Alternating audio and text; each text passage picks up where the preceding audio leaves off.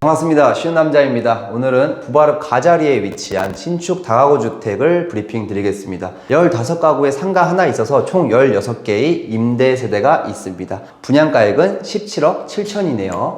위치부터 설명드릴게요. 지도에서 잘렸지만 이쪽 방면이 복화교입니다. 시내 방면에서 쭉 들어오면 오비맥주 공장이 나오는데 오비 사거리에서 안으로 들어오는 동네가 가자리 일대입니다. 가자리고요.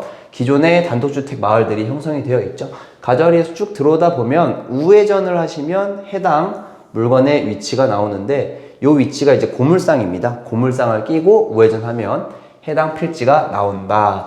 초록색 지붕이 있는 쪽은요, SK 하이닉스 부지입니다. 그래서 본 필지에서부터 SK 하이닉스 후문이 이 위치거든요. 후문까지 약 700m 정도 됩니다. 그래서 도보로 출퇴근이 가능한 위치에 있다. 배치도 보실게요. 총 3개 동이 지어질 예정입니다. 1단지, 2단지, 3단지인데 저는 오늘 2단지를 설명드리러 나왔습니다. 이 위치가 방금 말씀드린 고물상이죠. 여기가 이제 2차선 도로고요. 그래서 이렇게 우회전해서 진입한다. 개요 보시겠습니다. 대지 면적이 170평, 그리고 건물 면적이 200평입니다. 조금씩 다 스펙이 달라요. 근데 지금 현재 3단지하고 2단지 물건이 있는데 2단지가 17억 5천에 분양 중이고 3단지 16억 7천입니다. 근데 제가 2단지를 좀 더 좋아하기 때문에 2단지를 좀 설명을 드리는 겁니다. 왜냐면 건물 면적이 약 2, 3단지가 30평 정도 차이 납니다. 그러니까 다가구 주택 건물 면적이 200평짜리다 이러면 임대 면적이 넓다 이런 뜻이고, 임대 면적이 넓다는 건 그만큼 월세가 많이 나온다. 저는 월세 많이 나오는 건물을 선호합니다. 그리고 옵션으로는 풀옵션, 냉장고, 세탁기, 에어컨, TV, 제습기, 전자레인지까지, 그리고 플러스 엘베가 들어갑니다. 4층에 거주하시는 임차인들도 선호하는 곳이라고 할 수가 있고요. 수익률은 뒤에서 추가적으로 설명드리겠습니다. 취등록세를 보시면 토지는 4.6%, 건물은 3.16%라고 되어 있는데 분양이라고 말씀을 드렸죠. 땅부터 매매해서 건물을 짓는 방식입니다. 그래서 토지취득세 4%에 건물이 원시취득세라고 하죠. 최초로 등기하는 거 원시취득세가 건물 감정가 기준으로 3.16%가 나온다는 점. 그래서 취득세를 총 2번 납부하게 되는데 결과적으로 내가 17억 5천짜리를 매매로 사는 것보다 17억 5천짜리 분양받는 게 취득세 부분에서 훨씬 절감이 됩니다. 약 1,000만 원 정도 세이브가 될 겁니다. 1층 배치도입니다. 보시면 주 출입구라고 써 있는 곳에 4m 도로라고 되어 있어요. 예, 4m 도로, 여기가 이제 2단지라고 말씀을 드렸는데 3단지랑 같이 도로 지분을 공유하는 방식으로 됩니다. 3단지 출입은 이렇게 할 예정입니다. 그래서 도로 지분이 일부 있고 본필지가 이러한 모양으로 되어 있다. 1층 도면이고요. 진입을 하시면 주차 대수가 총 15대입니다. 주차장은 겹주차 없이 깔끔하게 편리하게 주차가 되는 부분이 보이고요. 엘리베이터가 보이고 1층에 상가가 보입니다. 약 5평 정도 되는 조그마한 상가입니다. 그냥 1인 공방이나 사무실 정도, 1인 사무실, 오프라인 공간이 필요하신 분께 싸게 임대를 놓는 목적이 있어요. 2층 도면 보시겠습니다. 투룸, 원룸 해가지고 총 6세대가 있고요. 투룸 보시면 거실이 있고 방 2개, 정사각형 모양에 가깝죠. 방 모양이 좀 넓게 잘 빠진 투룸이라고 볼 수가 있고요. 일반적인 원룸의 모습을 띠고 있어요. 근데 지금 도면에서 표시는 안 됐지만 원룸 같은 경우에 다 이제 분리형으로 마감이 됩니다. 여기 분리가 표시가 안 돼 있어서 통원룸을 좀 싫어하시잖아요. 주방에서 요리하고 나면 냄새가 방으로 다 들어오니까.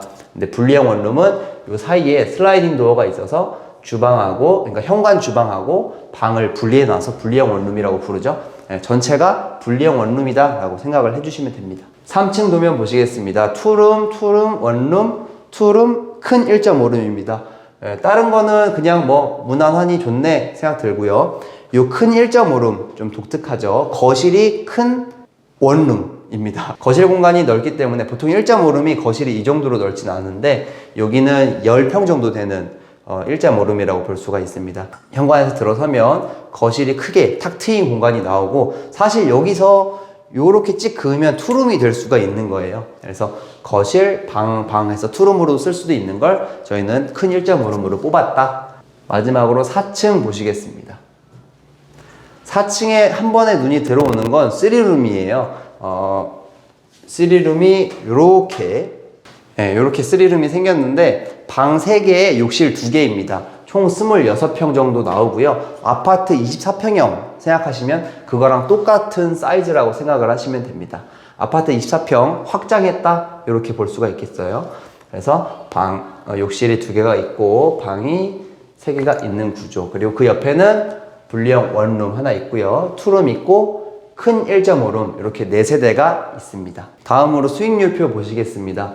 금리가 7%일 때 수익률표를 잡아놨는데 매매가액은 17억 5천이고요. 보증금, 대출, 실투자 금액은 약 3억 정도 잡아놨습니다. 금리가 7%인데도 수익률이 10%가 넘어가는 물건입니다. 저희가 좋아하는 물건이죠.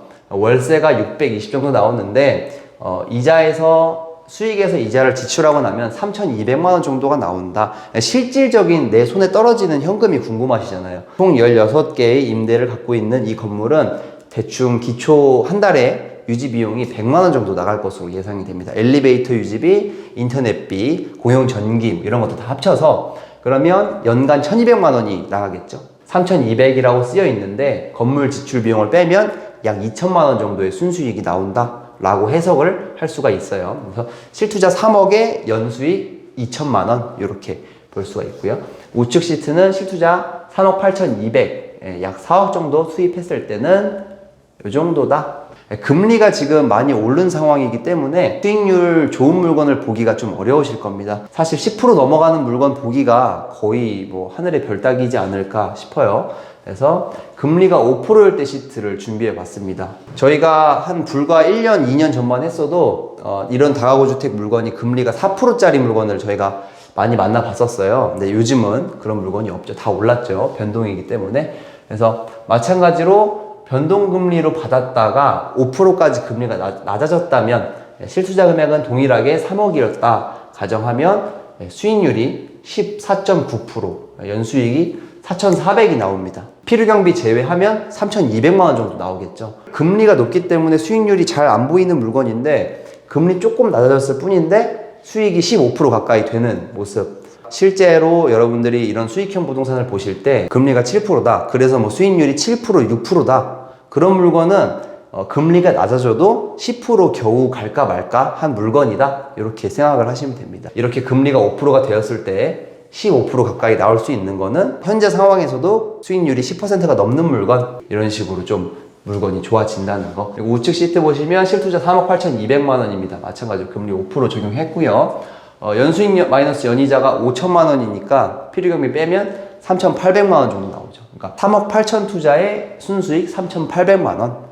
건물 샘플입니다. 제가 이 건물을 짓는 건축주 분을 잘 알고 있는데 항상 보시는 것처럼 사면을 대리석으로 지어요. 실제로 이천에 갈산동에 이 건물을 지으셨어요. 마찬가지로 엘리베이터도 있는 건물이고, 이분이 지으시는 스타일은 거의 다 이런 모양이에요. 하동리에도 똑같은 건물이 있어요. 사면 대리석으로 마감했을 때의 장점은 건물이 10년이 지나도 20년이 지나도 질리지가 않는다. 처음에 딱 신축으로 지었을 때 좀 올드해 보인다라는 생각이 들 수 있지만 오래 지나도 그만큼 질리지가 않는 디자인입니다. 그리고 내구성이 튼튼하다. 그리고 내부에 이제 엘리베이터가 있다고 했죠.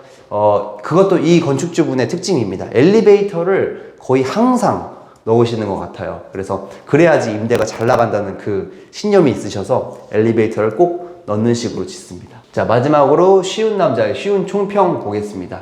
입지 조건은 하이닉스 근처에 있어서 좋음으로 드렸어요. 하이닉스 근처에 있으면 직주 근접이 해결되기 때문에 임차 수요가 많다. 근데 단점도 있겠죠. 하이닉스에서 직원을 줄여나가 그러면 마찬가지로 임대 사업도 잘 안 될 여지가 있기 때문에 별 4개를 드렸고요. 건물 상태는 별 5개 드렸습니다. 화면 대리석에 엘리베이터가 있다. 봐도 너무 좋죠. 그리고 내부와 외부를 굉장히 꼼꼼하게 신경 쓰시는 분이어서 하자도 잘 안 나시는 것 같아요. 저희가 이분 건물도 관리를 몇 개 하고 있는데 아직까지 뭐 큰 하자 없이 평안하게 지나갔던 것 같고요. 가격은 별 3개 보통 드렸는데요. 건물 상태랑 가격은 반비례할 수밖에 없겠죠.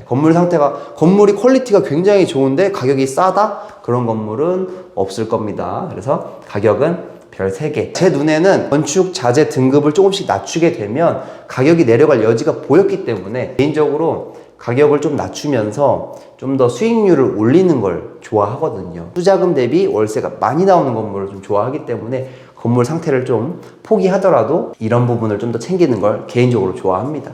수익성은 별 4개 드렸습니다. 좋음. 현행 금리 7%에서도 수익률이 10%가 넘어가는 건물이었죠. 금리가 언젠가 한 5%, 4%로 떨어지게 되면 수익률이 15% 이상 넘어갈 건물이기 때문에 수익성도 충분히 좋은 건물입니다. 이렇게 해서 가자리에 지어질 다가구 주택 건물 분양 소개를 드렸고요. 다음에도 더 좋은 물건으로, 더 재밌는 물건으로 다시 인사드리겠습니다. 감사합니다.